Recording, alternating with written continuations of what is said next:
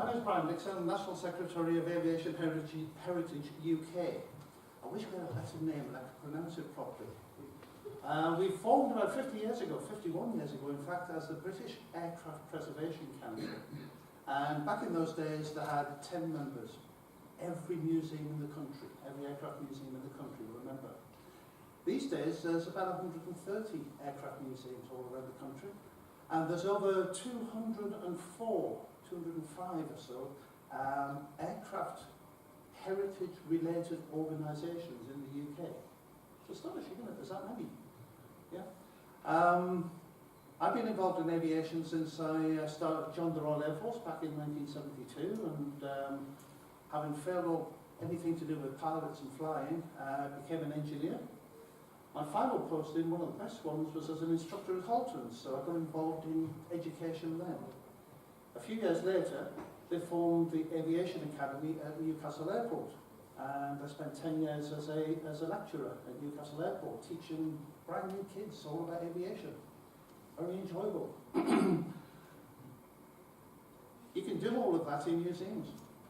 It's quite interesting. So you're not distracted by that one for a quick picture, just to put you off a bit. Aviation Heritage UK links together all of the aircraft museums who are members. Out of all the 120 or so active museums, 94 are members of Aviation Heritage UK. Right? We bring everybody together on a regular basis, we talk about all sorts of things. We maintain a thing known as the National Aviation Heritage Register. And if you go onto our website, the web address will be on at the end there, you can see how we look at heritage aeroplanes. Mostly on the ground, but we're starting to include the flying ones as well, where there's a heritage value to it. Okay? It's under development at the moment, but big things are happening there. We look after the interests of aircraft museums, and in order to do that, we actually persuaded Parliament to get involved as well. A few years ago, they formed a thing called the All-Party Parliamentary Group on General Aviation. And I'm sure that most of you here are aware of that organisation. Just last year, we persuaded them to actually set up a thing called the Heritage Working Group. Okay? And the idea of the Heritage Working Group is that it's a handful of people who get together to advise parliamentarians on things to do with aviation heritage. Getting aeroplanes from people who are flying them and no longer want them, getting them into aviation museums. Why put them in museums?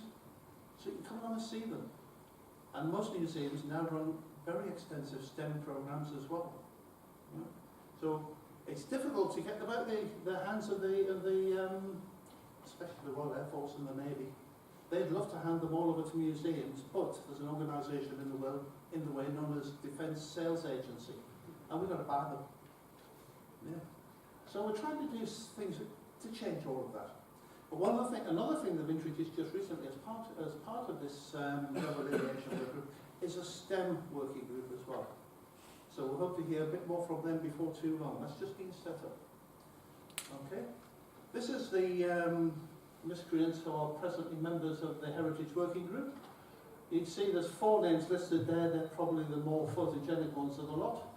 But these are the people involved. Robert Court MP is chairman of the group, and the co-chairman from the heritage sector itself is Robert Fleming in the middle there, who is also chairman of our organisation.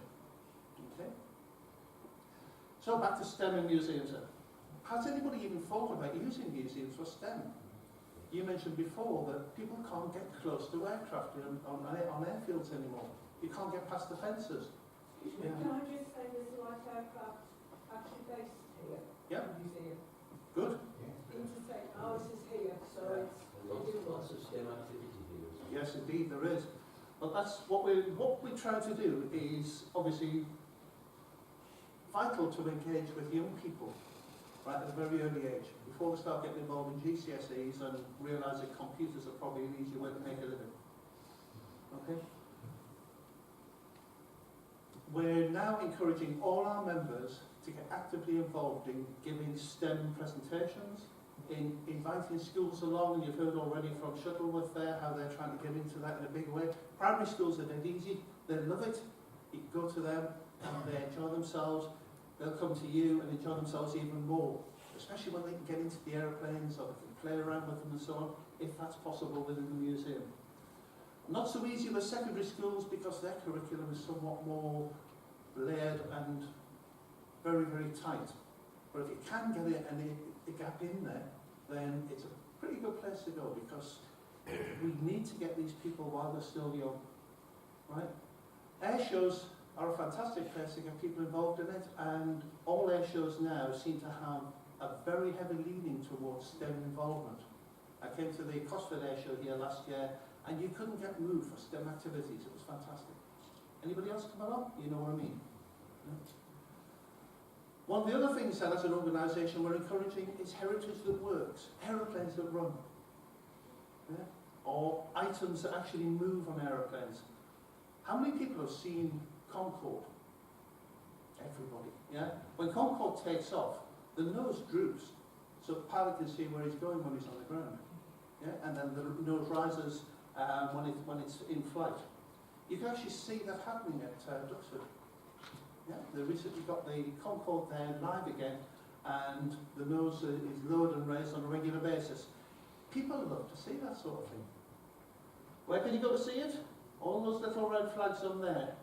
So you're never really that far from an aircraft museum. Yeah? You can see where your local one is. It's never too far away. And by going to a museum, you get close to the aeroplanes, you can get involved and talk to people who are absolutely passionate about aeroplanes. They love them. Most of them have worked on aeroplanes and they know what they're talking about. There's a lot of information to be picked up by young people there. Where else could you get to somewhere where this happens, if it works? What you can't see on this is the fact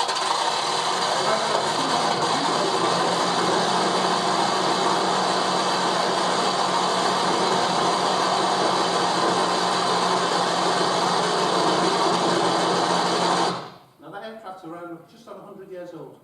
Doesn't fly anymore, but people love to see you running. They really do. Why have I put that on again? What do you see there? Scarlet and gold. Hmm? The scarlet and gold. Yeah, it's a bird of some sort.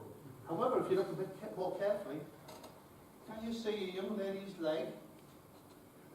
Her other leg is folded up on top of the thing there. Her arm is over her head. Pay attention, please. Right?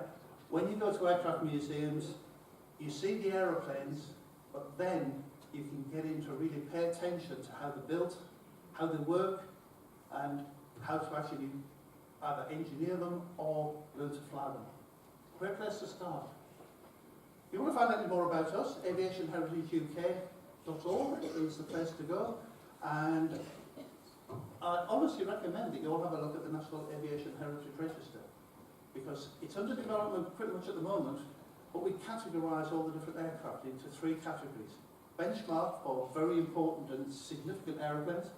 We then have, funnily enough, one called significant, where it's got a reasonable sort of history, it's done something important during its life. And we have other ones noteworthy, where they're just nice aeroplanes, but there's something about them that's a little bit more special. We'd like people to bring all those things up to date so that we can see what they're like. Okay? Sadly, we also have a category on there called at risk. Or the aeroplanes that are sitting in fields and things, sadly neglected because nobody's looking after them.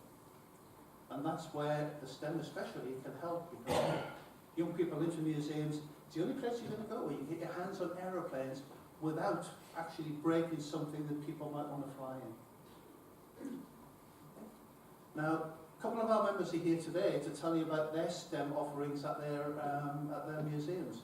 So, as our councillor said there this morning, he was the warm-up act for his colleague. I'm the warm-up act for them. And the first one, I think, is Stephen Bell. Stephen. Thank you, Ryan. Very good.